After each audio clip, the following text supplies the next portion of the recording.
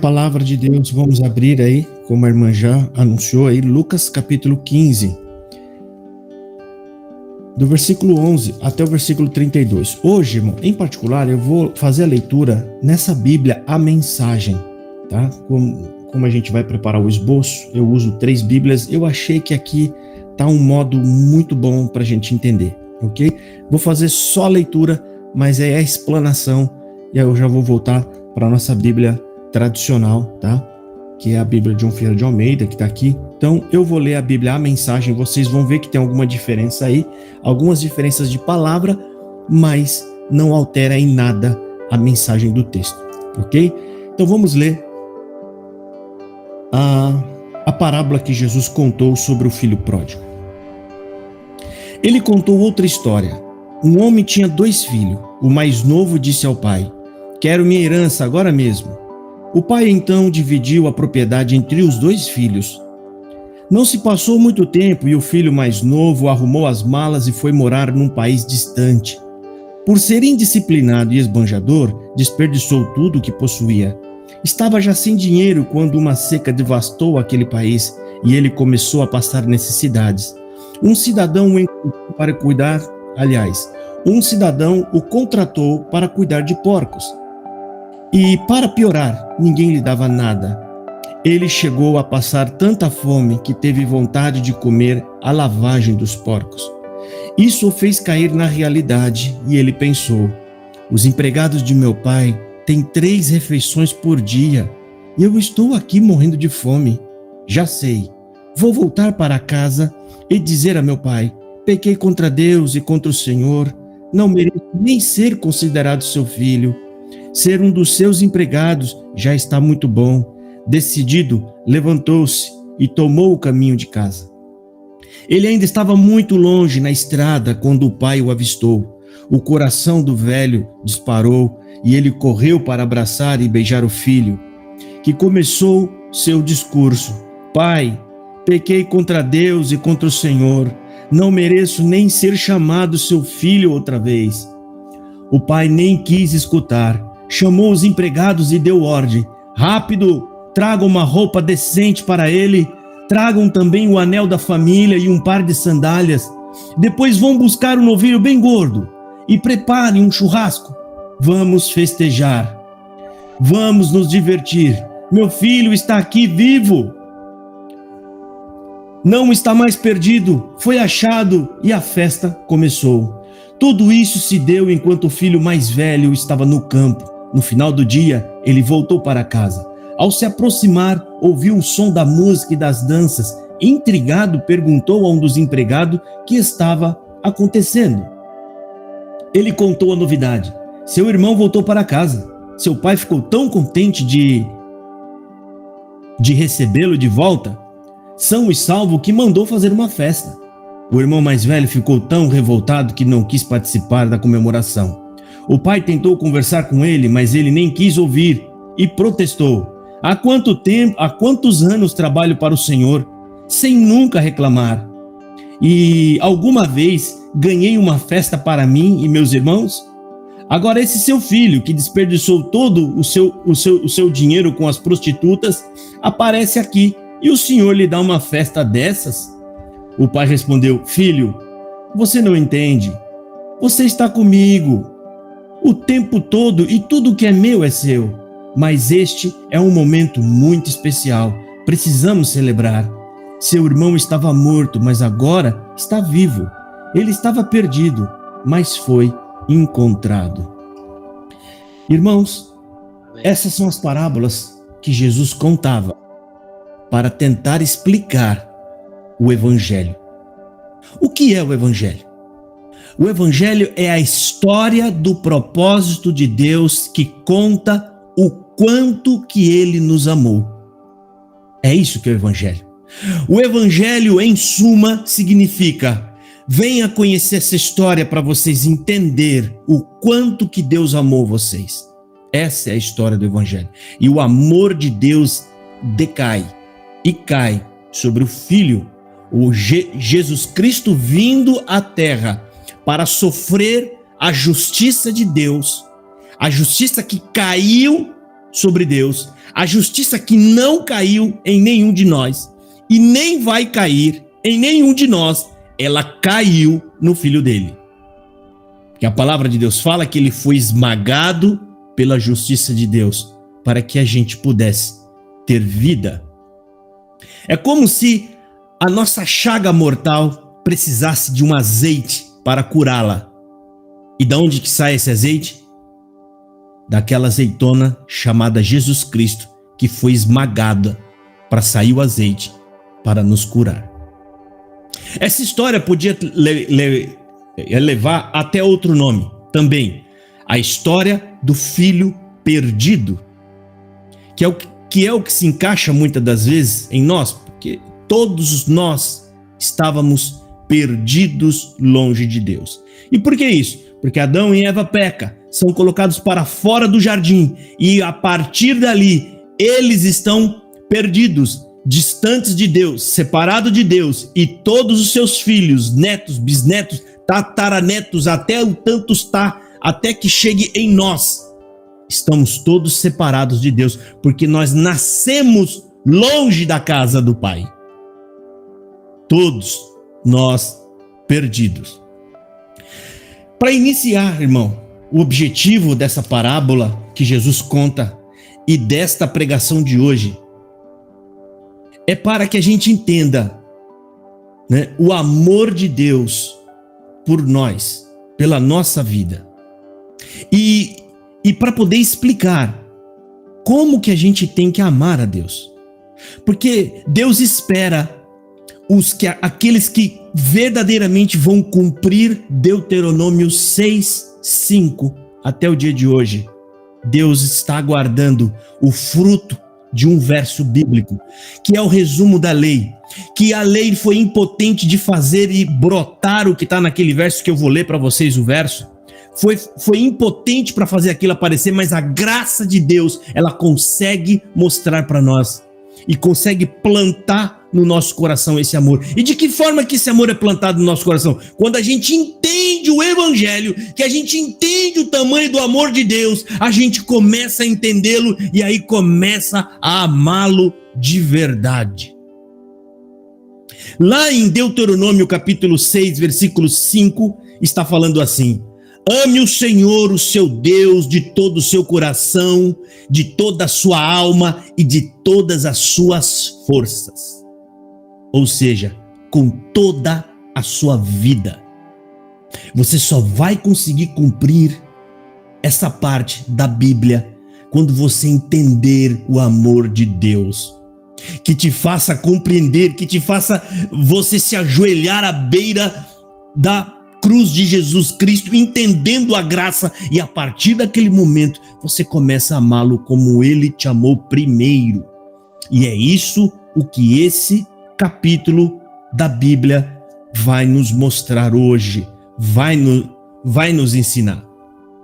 E aí você pode até fazer uma pergunta para você mesmo aí agora: por que eu devo prestar atenção nessa passagem? Por que eu devo estar atento a esta passagem? Porque se você, meu irmão, não entender o evangelho como ele verdadeiramente é, o evangelho genuíno, você nunca vai conseguir amar a Deus com todo o seu coração, principalmente de toda a sua alma e com toda a sua força, como diz ali em Deuteronômio 6:5.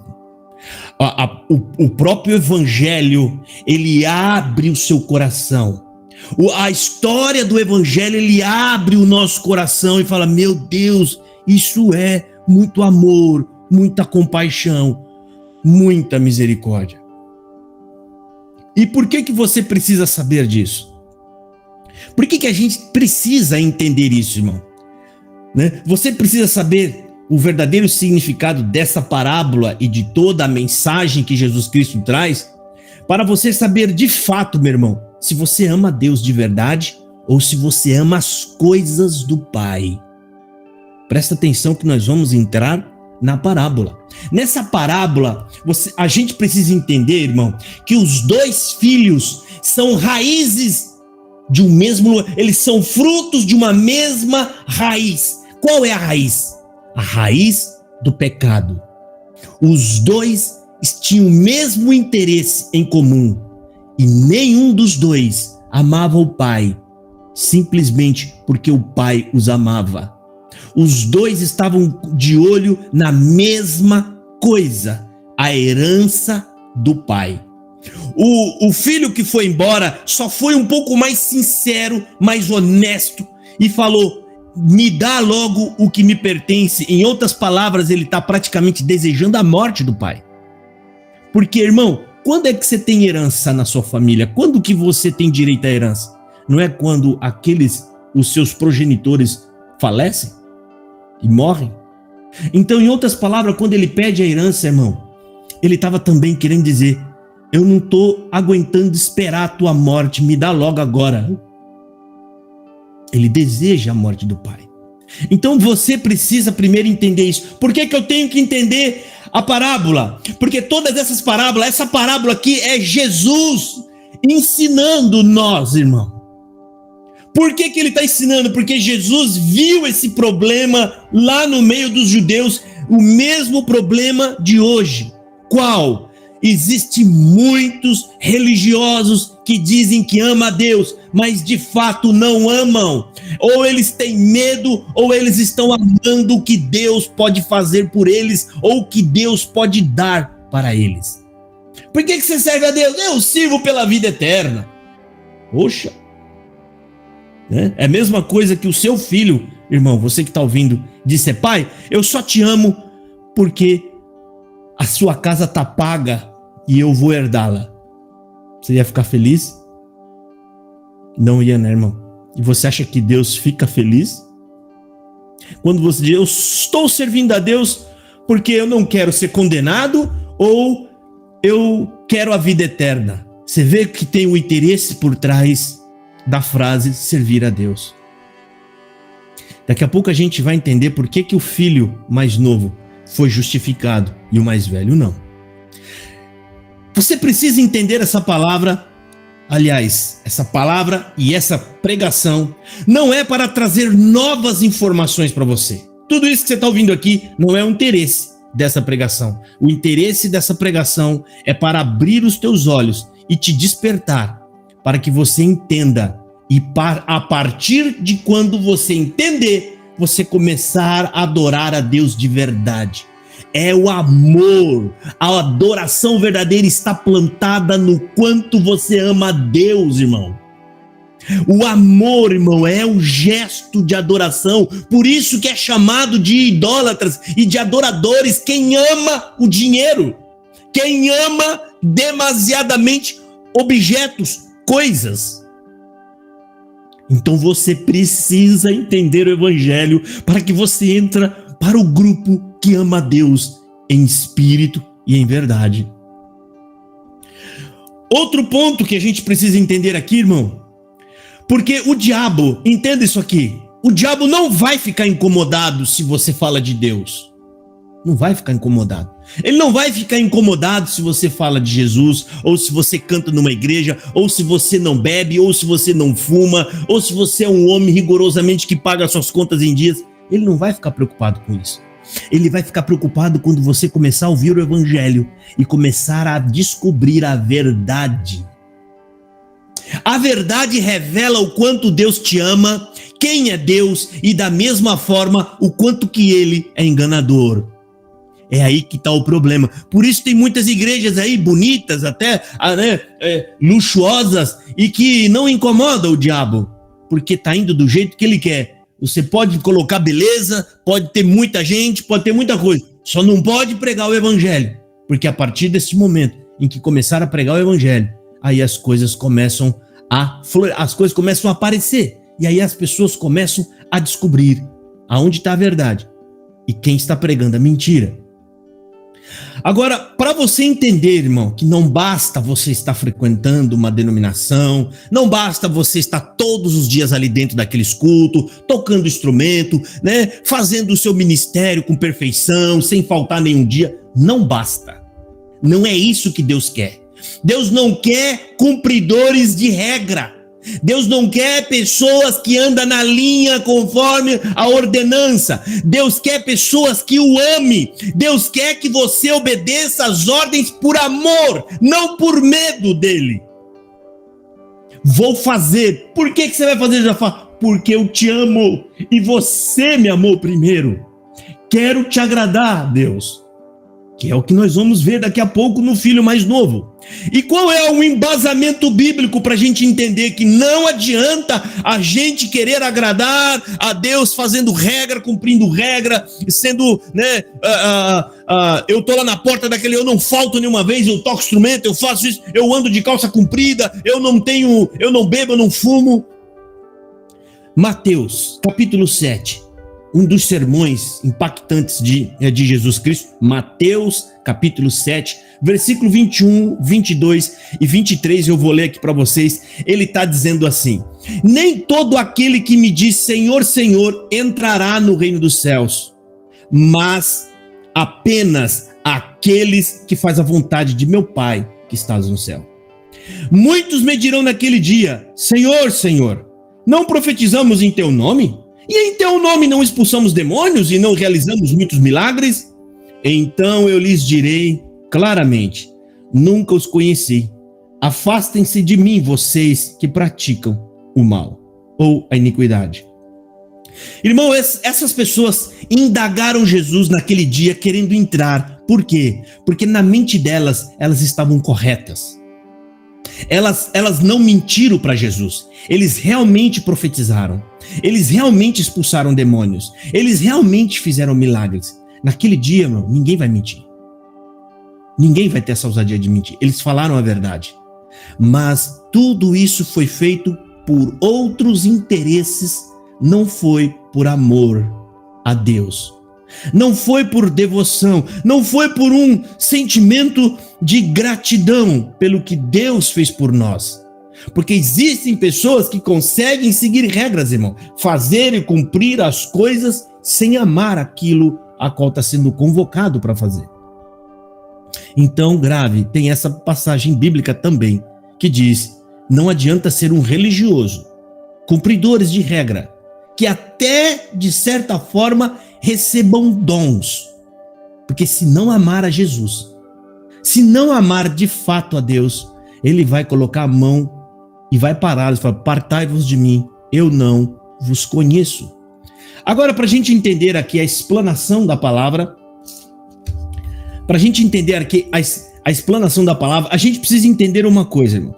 De Gênesis até Zacarias, o que pesava contra o homem? A ira de Deus estava apoiada em quê? Na desobediência da palavra. A ira de Deus tinha uma proporção. Qual é a proporção? Desobedeceram. Como Adão e Eva foram os primeiros a desobedecer, a ira de Deus tem essa proporção. Qual é a proporção? A igual da desobediência, ou seja, vão todos ser julgados por desobediência. Mas por que eu estou falando isso aqui agora? Porque de Jesus para cá, irmão, a justiça de Deus e a condenação ganhou, ela se ressignificou. Como assim? Porque agora os homens serão condenados não mais por desobediência, porque já estão condenados por desobediência, mas a condenação agora é aqueles que rejeitaram o Filho de Deus. Deus mandou a salvação e vocês deram as costas para ele. Vocês o ignoraram. Muito pelo contrário, não só ignoraram, mas como também o amanhentaram, bateram, achincalharam e o mataram. Esse é o peso da justiça de Deus que cairá sobre os homens na terra que rejeitar o Filho de Deus. Tem outro peso, irmão, ganhou um outro peso. O peso aumentou, porque do mesmo tamanho que o amor de Deus se manifestou em Jesus, a ira vai ganhar a mesma proporção. Irmão, Deus manifestou o amor dele de diversas formas na Bíblia, quando ele abre o Mar Vermelho, quando ele entra na vida de Davi, e Davi, né, derrota leão, derrota urso, derrota o gigante. Aquilo era o amor de Deus se manifestando por um povo.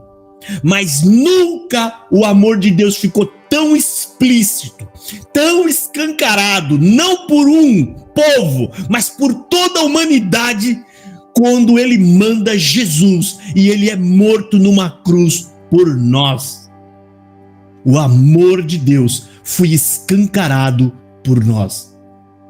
Em João, no capítulo 13, no versículo 20, está falando assim, para a gente entender o peso da condenação dos tempos de hoje, né? Na verdade vos digo, se alguém receber o que eu enviar, está falando, se alguém receber aqueles que são enviados por ele para pregar o evangelho, ele fala, a quem receber, a mim recebe, e também recebe aquele que me enviou. Ou seja, aqueles que te receberem, receberão o Filho, receberão o Pai e vão receber o Espírito Santo. Mas aqueles que não te receber, eles também fecharam a porta para o Filho, para o Pai e para o Espírito Santo.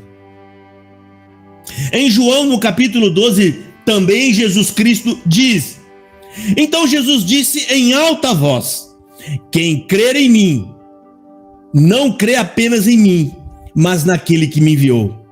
Quem me vê, vê aquele que me enviou. Eu vim ao mundo como luz, para que todo aquele que em mim crer, não permaneça em trevas. Se alguém ouve as minhas palavras e não lhes obedece, eu não o julgo, pois não vim para julgar o mundo, mas para salvá-lo. Mas um juiz, para quem me rejeitar e não aceita as minhas palavras, a própria palavra que proferi o condenará no último dia. Pois não falei por mim mesmo, mas o Pai que me enviou me ordenou o que dizer e o que falar. Irmão, entenda, as palavras que Jesus falou e que a gente está falando novamente, não são sequer palavras dele, são as palavras do Pai, que ele ouviu junto do Pai. Junto do Pai. E às vezes tem homens aí que falam, o que está na minha boca é a palavra de... Nem Jesus Cristo teve coragem de falar, eu vos falo a minha palavra. Eu vos falo a palavra do Pai. As palavras que o Pai me mandou falar. Ele fala que a própria palavra que proferi o condenará no último dia. Pois não falei por mim mesmo. Ó, quando ele fala, não falei por mim mesmo, fala, não estou falando as minhas palavras. Mas o Pai que me enviou me ordenou o que dizer e o que falar. Essa é a palavra de Deus. A palavra de Deus está onde, irmão? Está na boca de Jesus. São as palavras que Jesus Cristo traz. Agora, irmão, aqui nós vamos ver o filho pródigo. Os dois filhos tinham a raiz firmada na mesma natureza, a natureza caída. Nenhum dos dois amavam o pai. Apenas eles optaram estratégias diferentes. O filho já foi bocudo e pediu logo o que era o que ele tinha de direito e já quis ir embora. Logo em seguida, passou poucos dias, ele já foi embora. E o filho mais velho? O filho mais velho só adotou estratégia diferente. Falou, não, eu vou obedecer o pai, vou fazer tudo que ele manda, mas tudo que é dele vai ser meu. Tudo que é dele vai ser meu. Ou seja, tá da mesma forma que o irmão mais novo, trabalhando, né, para que o pai não risque o nome dele lá, é do testamento, às vezes trata até bem o pai, tal, mas tá de olho. Porque o que foi que o filho mais velho falou quando viu o irmão de volta? O que ele falou? Ele já olhou logo o bem material que foi oferecido em sacrifício para fazer a festa para o filho mais novo. Os bois gordos, cevados, mortos. Em nenhum momento ele viu a satisfação do pai, a alegria do pai em receber o filho mais novo. Ele não viu sequer o meu irmão, que eu amo. Se eu amo o pai, eu amo tudo que o pai ama. Se o meu pai ama o meu irmão mais novo, eu também amo o meu irmão mais novo. Foi isso que Jesus Cristo nos ensinou. Aquele que ama o pai, ama tudo que o pai ama. Ama tudo que o pai ama e vai fazer tudo o que for possível para a alegria do pai. O mais velho, irmão, é aquele filho certinho, mas que tem olhos também nos bens do pai. Ambos, um contra o outro, estavam com a raiz enfiada na onde, irmão? No pecado da ambição, da avareza. Os dois, na verdade, quando Jesus Cristo, quando está fazendo essa parábola, irmão, ele está querendo dizer para os pecadores que estavam ali, que eram julgados, que eram esquecidos, largados. Jesus cria essa parábola e fala: vocês são pecadores, merecem, carecem de se arrepender. E ele olha para os judeus que faziam tudo direitinho, mas também eram ruins, eram maus e não tinham piedade dos outros irmãos. Fala: vocês também não agradam o Pai. Vocês estão mortos na vossa avareza. Vocês amam o que é do mundo. Vocês não amam a Deus. Vocês estão de olhos nas bênçãos, nas riquezas que a terra pode dar para vocês.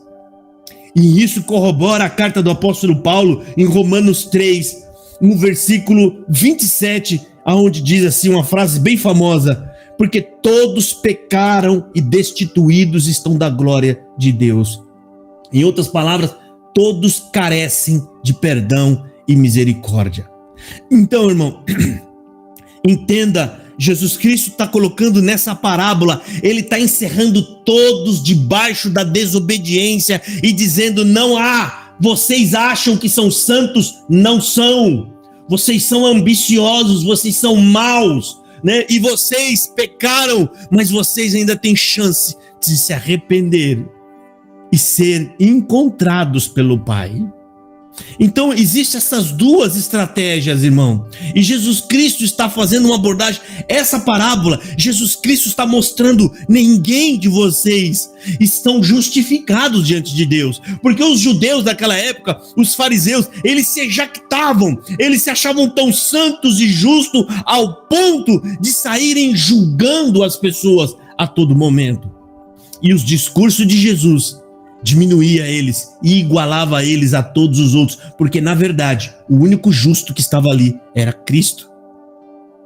O único homem com o coração limpo, aliás, a mão limpa e o coração puro, é Cristo, mais ninguém.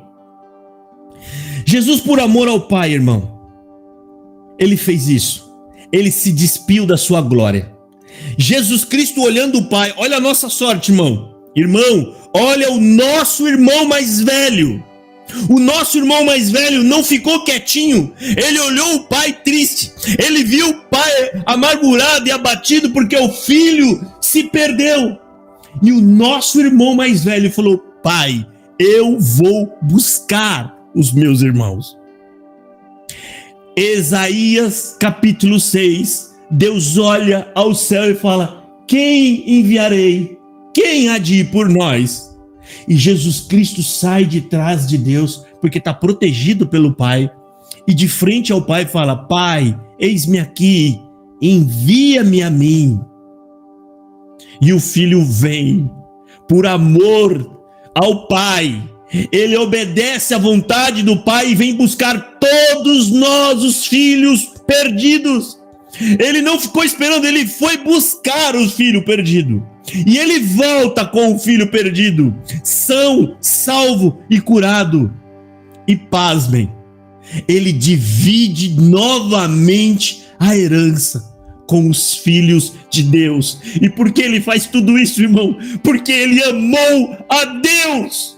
E é esse o amor que Jesus Cristo nos ensina, que nós devemos amar a Deus pelo que Ele é, não pelo que Ele tem. Nós temos que amar a Deus porque Deus nos amou primeiro.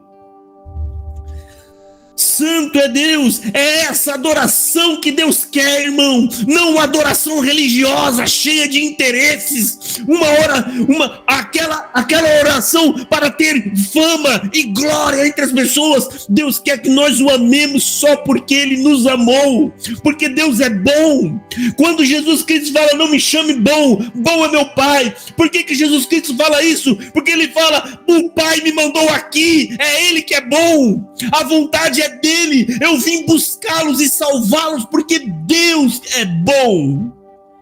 Quantas vezes você não ouviu isso dentro da religião que você estava? Deus é bom, mas eles não sabem nem o significado de Deus é bom. Deus é bom, ele fala porque Deus abençoou ele com alguma coisa, porque ele trocou de carro, porque ele ganhou um salário maior, aí eles chamam Deus de bom. Não, irmão, quando a Bíblia fala Deus é bom, está se referindo, Deus é tão bom que mandou o Filho nos buscar de volta para a casa do Pai. É isso o que significa Deus é bom. E o Filho de Deus, irmão, o Filho santo e puro do seu amor, se despiu de toda a sua glória. Ele não só veio, porque poderia ser, ele veio, mas ele veio cheio de exército, de gente para trazer os filhos de volta.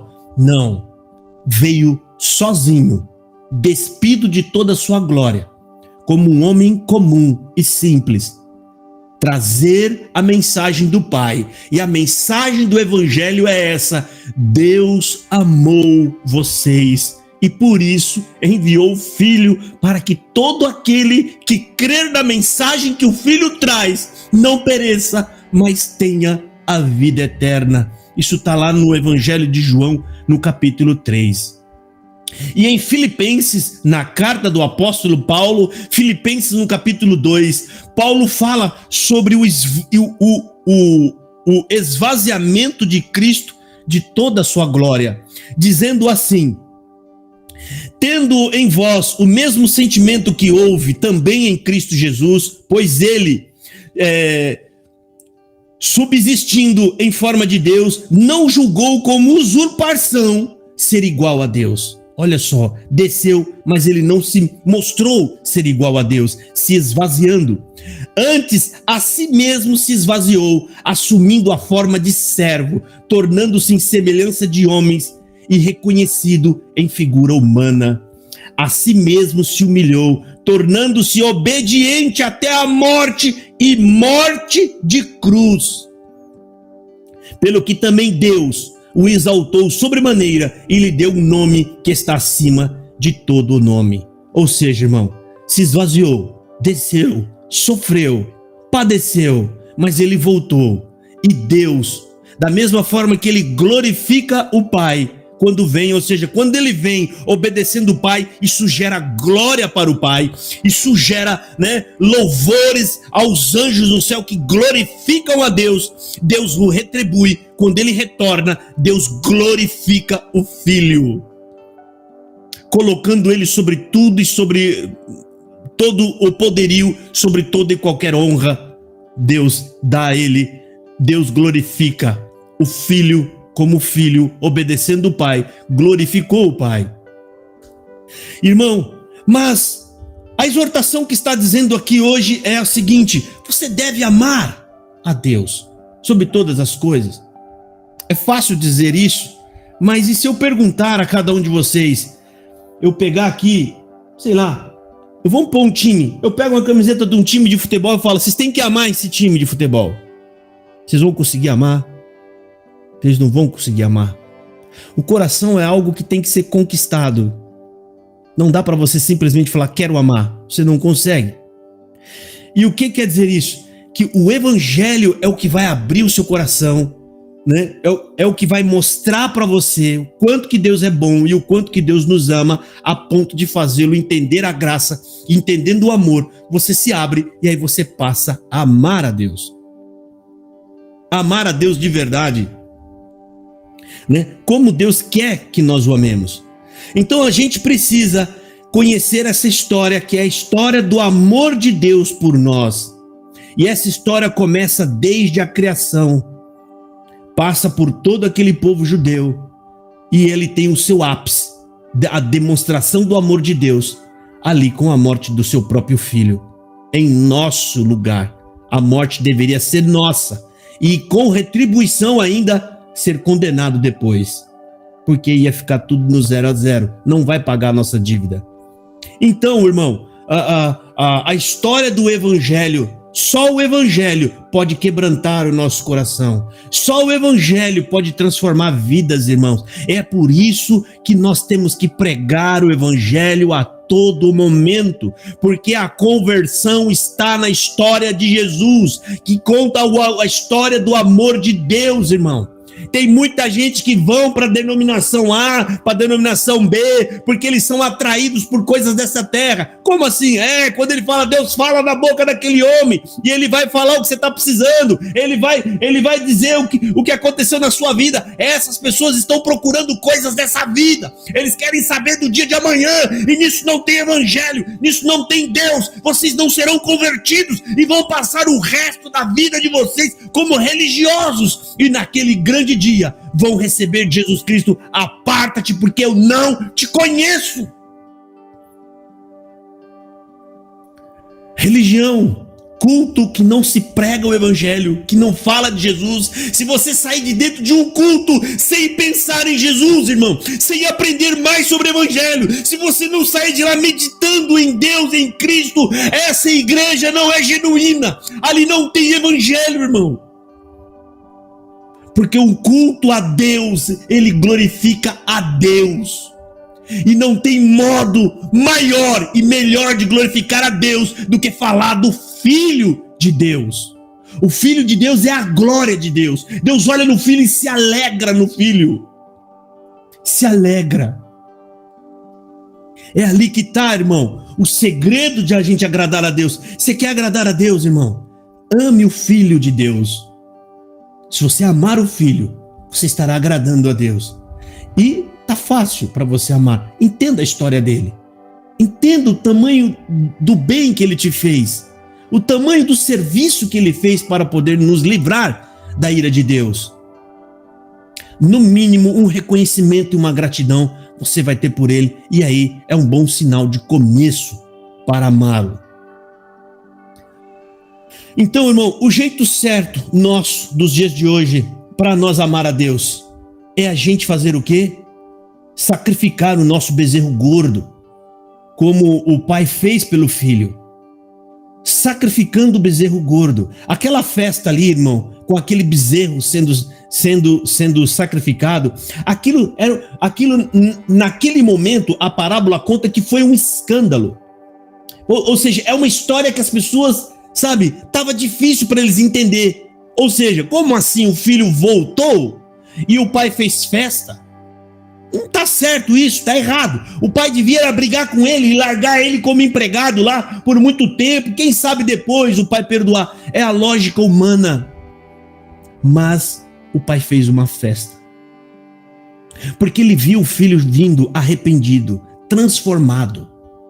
O filho, muitas das vezes, irmão, quando fala que ele se ajoelha e pede perdão, provavelmente é um gesto que o filho nunca tinha feito antes.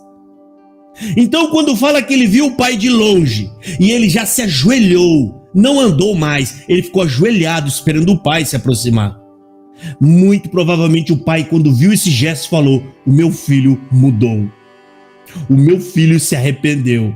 O meu filho se converteu. Quantos pais, irmão, não dariam tudo para ter um filho mudado? Aquele filho que dá trabalho para a família, o filho que usa droga, o filho que rouba os pertences de dentro de casa.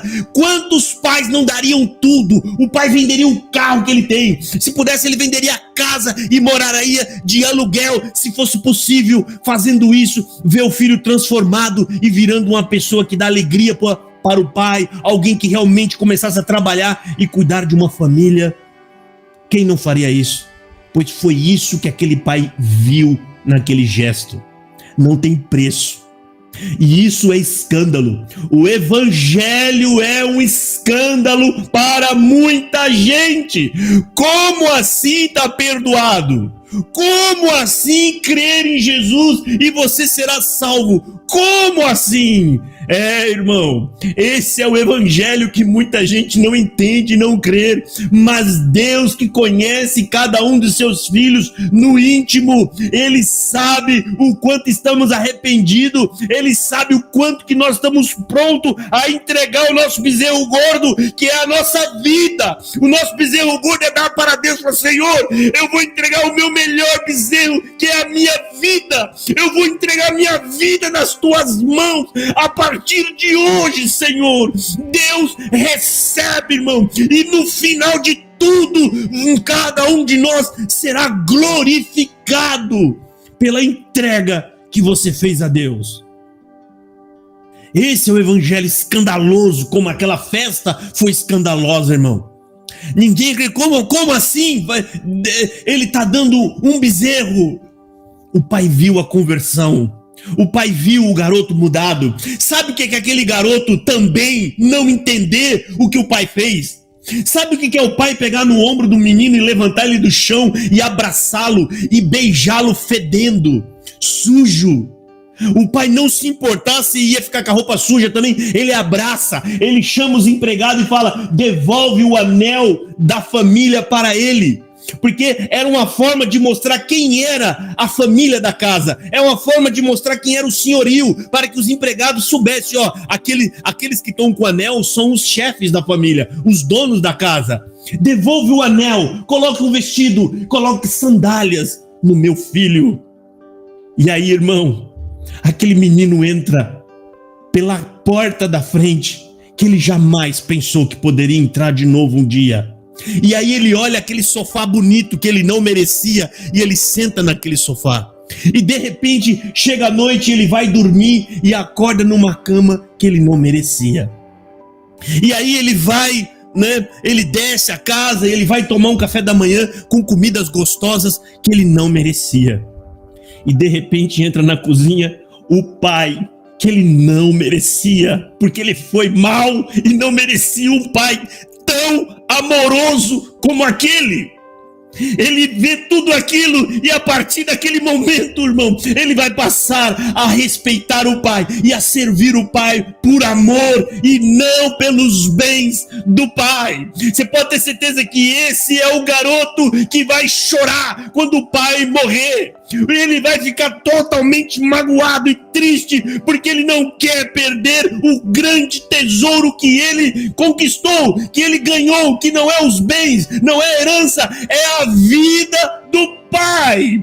Hoje eu sei o pai que eu tenho. Hoje eu sei o quanto sou amado. Hoje eu sei o que o pai está disposto a fazer por mim. E é isso que Deus quer de cada um de nós, irmão. Que nós amemos a Deus pelo tanto que Ele nos amou primeiro. Não importa a nossa vida, nós não vivemos mais para ter retorno, a gente não vive para ser abençoado, a gente não vive para ser reconhecido, a gente não faz mais nada para ser honrado pelos homens. Hoje a gente faz por amor a Deus, irmão, pelo tanto que Ele nos amou. E isso, meu querido, não tem preço. Você ter um pai desse não tem preço. Não existe preço que pague o tamanho desse amor. E foi isso que aconteceu naquele dia. O filho descobriu o pai maravilhoso que ele tinha, e pode ter certeza que se arrependeu amargamente por um dia ter falado: pai, eu queria que você tivesse morto para que eu tivesse a minha herança. O filho foi transformado e o mais velho permaneceu enrijecido e duro. E é isso que vai acontecer naquele grande dia. Nós perdoados, entrando na glória de Deus, nós vamos entrar e os anjos vão louvar, como está em Apocalipse: glória a Deus, salvação, salvação. Eles estão glorificando a Deus por ter nos salvado. Glória a Deus, salvação de Deus. Deus salvou, salvação de Deus. E nós vamos entrar felizes por Ele ter nos salvado. E sabe aquela coroa, irmão, que nós vamos receber como marca de herança? A marca da nossa herança. Todos vamos tirar da nossa cabeça e devolver para o filho mais velho. É tua, Senhor. Teu é o mérito. Tua é a honra e toda a glória. E nesse momento, os anjos também vão glorificar a Cristo. Louvado e glória seja ao Filho de Deus, o Salvador, a salvação. Nós vamos devolver e isso será o nosso gesto de honra. E isso está escrito em Apocalipse. Nós vamos entregar. Lá fala que são os anciões, mas eu acredito que nós também vamos entregar as nossas coroas aos pés de Cristo. Tua é a vida, tua é a salvação. E aqui, irmão, esse evangelho escandaloso não é uma retórica. O apóstolo Paulo também fala sobre isso, quando ele diz assim: porquanto a palavra da cruz é loucura para os que perecem, ou seja, a história de que Deus manda o filho e morrer por isso é loucura. Fala, é loucura para os que perecem, mas para nós que somos salvos é o poder de Deus, porque está escrito: destruirei a sabedoria dos sábios e aniquilarei a inteligência dos inteligentes. Onde está, ó sábio? Onde está, ó escriba? Onde está, ó inquiridor deste século? Porventura não tornou Deus louco a sabedoria deste mundo? Visto como a sabedoria de Deus, visto como na sabedoria de Deus, o mundo não conheceu a Deus pela sua sabedoria, aprove a Deus salvar crentes pela loucura da pregação. Então o apóstolo Paulo fala que a mensagem de Deus é totalmente controversa ao que o homem esperava, ao que o homem aguardava. Ninguém sonhava ou imaginava que Deus viria a essa terra como um homem pobre, humilde, simples, e que a morte nos salvaria. Como assim a morte vai nos salvar? Ou seja, irmão, o plano de Deus foi algo que ninguém entendeu, e até hoje muita gente tem dificuldade para compreender e entender isso. Por quê? Porque é tanta graça e tanto amor que o homem mau tem dificuldade para entender e receber isso.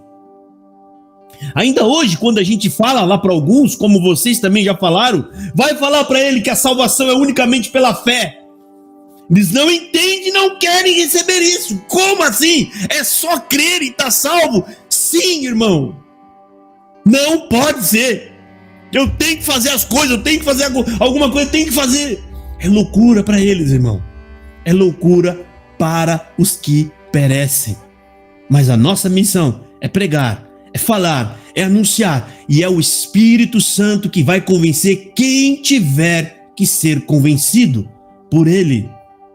Não adianta a gente às vezes insistir demais. Temos que insistir, temos que falar, mas não fica aborrecido, nem fica triste, irmão. Porque é Deus quem sabe aqueles que lhe pertencem. Aqueles que hão de ser salvos, o Espírito Santo vai encontrar um por um, porque nenhum desses vão se perder. E então, irmão, agora você fala, irmão, mas e agora? O que a gente vai fazer? Né? Como que a gente vai proceder? Depois que a gente entende a graça, como a gente está entendendo nessa passagem do filho pródigo, essa passagem está mostrando para nós, irmão, o ato de conversão e o que Deus fez para nos amar. Deus recebe aquele que se arrepende, aquele que se ajoelha e confessa os seus pecados, como o menino fez. O menino se ajoelhou, né? E de longe falou: pai, eu pequei, nem se aproxima, eu pequei contra ti e contra o céu, pai. Né? O menino está arrependido, mas ele nem imaginava que poderia ser perdoado. E o pai o abraça.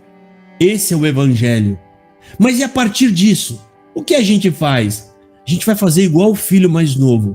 A partir de agora, a gente vai viver em resposta deste amor com que ele nos amou. E de que forma a gente vai fazer isso? Entenda, irmão. A gente vai fazer isso entregando a nossa vida. A gente vai provar agora. Deus provou o amor dele mandando o filho. E você? Você não vai provar o seu amor a Deus? Sim, irmão. Nós vamos provar que nós o amamos, entregando a nossa vida, para que tudo aquilo que a gente for fazer, irmão, que o nome de Deus seja glorificado em cada gesto, em cada ato. Vamos cair, vamos errar, vamos pecar, porque é difícil fazer tudo isso neste tabernáculo de carne. Mas o intento que está no seu coração, é isso o que Deus está de olho e observando. A sua sinceridade nesse amor, a sua entrega a Deus para fazer isso tudo. Né? E aqui, irmão, a gente tem a notícia boa aqui. A notícia boa é que o nosso irmão mais velho, irmão, não vai chegar em Deus e falar assim: não, pode parar aí. Esses camaradas aí se perderam e a gente não precisa, né? Eu quero a minha parte. Não, irmão. O nosso irmão mais velho, que é Cristo, ele não esperou a gente voltar. Ele simplesmente saiu e foi nos buscar. Olha o amor, irmão. O que Jesus, quando fala isso, ele está tentando ensinar o judeu. Vocês não deveriam desprezá-lo, mas ao contrário, se vocês amassem o seu pai de verdade, vocês iam largar os seus afazeres, porque qualquer um dos empregados pode fazer isso aí. Entrega lá o seu trabalho para qualquer um dos empregados e você deveria falar: pai, estou saindo e eu não volto sem o meu irmão. Isso é amor, manifestação de amor pelo pai, de amor. E o nosso irmão mais velho saiu e foi nos buscar de volta.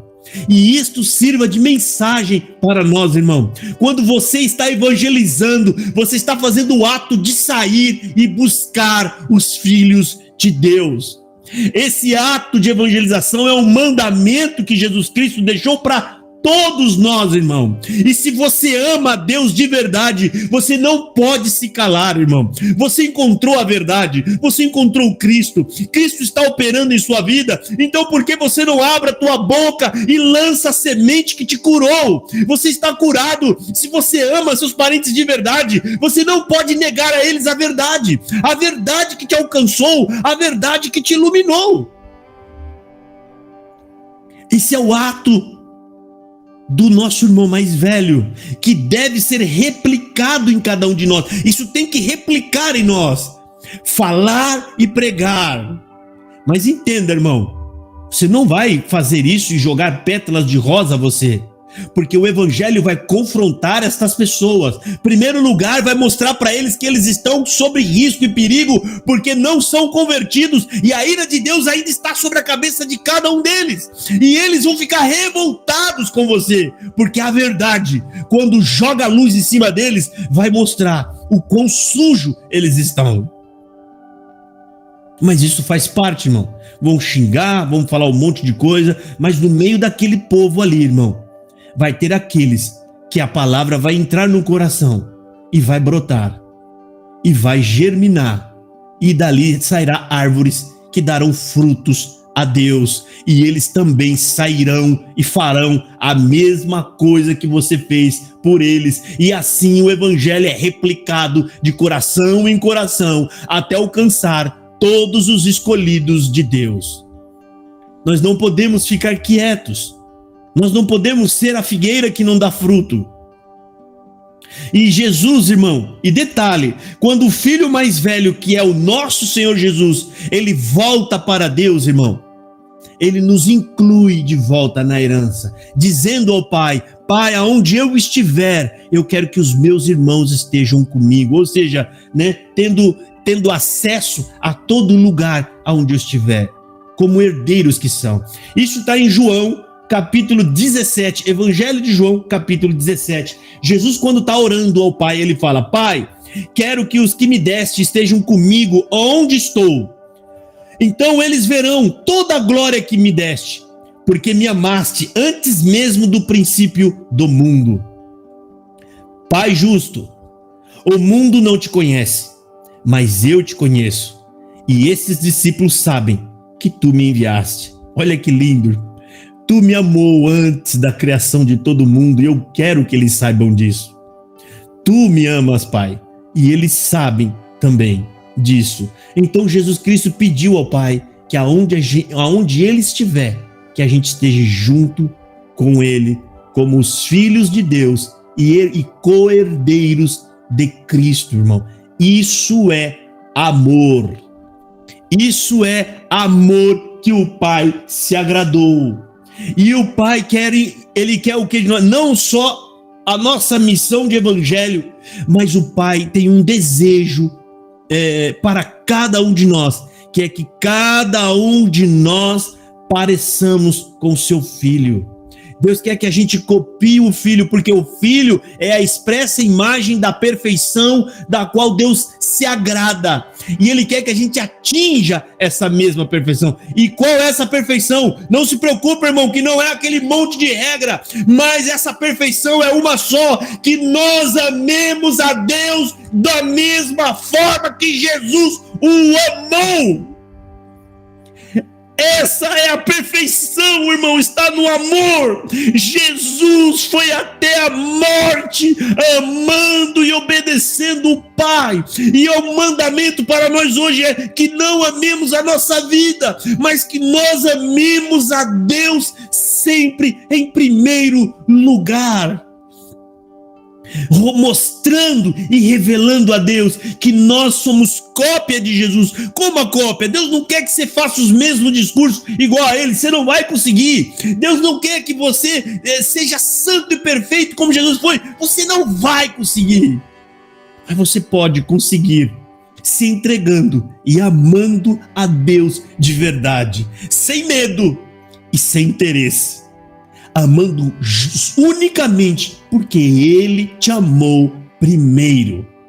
Em primeiro lugar. Por que você serve a Deus, irmão? Eu sirvo a Deus porque Ele me amou e me perdoou. Eu sirvo a Deus porque hoje eu tenho paz, porque hoje eu estou livre, eu me sinto limpo na presença de Deus. Por isso eu amo, porque eu não merecia nada disto. Essa é a resposta de um cristão convertido e genuíno.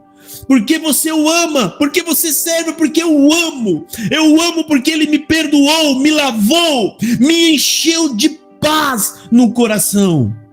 Ele me encheu de paz. E aqui, irmão, para nós concluir esta palavra, porque a hora já vai aqui avançando, né? A palavra é essa, sobra uma pergunta para a gente fazer. O que eu faço agora? O que eu faço, que a resposta já está em todo o andamento da pregação de hoje. Primeiro, a gente precisa entender o Evangelho. O Evangelho é a chave que vai abrir o nosso coração para que o amor de Deus entre.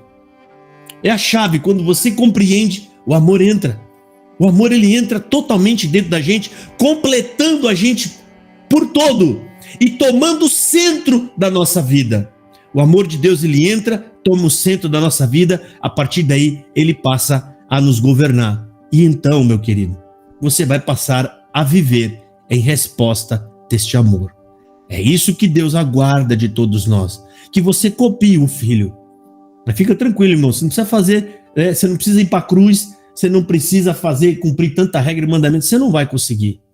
Mas quando Jesus Cristo disse para nós, que ele dá um novo mandamento, ele fala, eu quero que vocês amem uns aos outros, como eu te amei.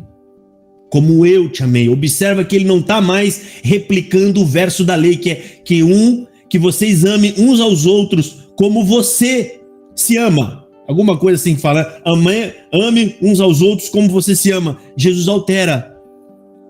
Ele fala, não, agora vocês vão amar uns aos outros como eu te amei. O que significa isso, irmão? Amar de verdade, querendo fazer isso, amando a Deus. Deus nos amou, Deus quer que nós nos amemos de verdade. Amar, se doar, falar a verdade, combater o que está errado. Quando você combate o que está errado por consciência de justiça, você está amando a Deus, você está amando a palavra, você está amando a verdade. Esse é o amor de Deus. Olhar Jesus Cristo, tudo o que Ele fez inspirado pelo amor a Deus. Até na hora em que ele entrou no templo com chicote, a palavra de Deus fala, ele só fez aquilo porque o zelo de Deus, está escrito, o zelo por Deus e pela casa de Deus me consome.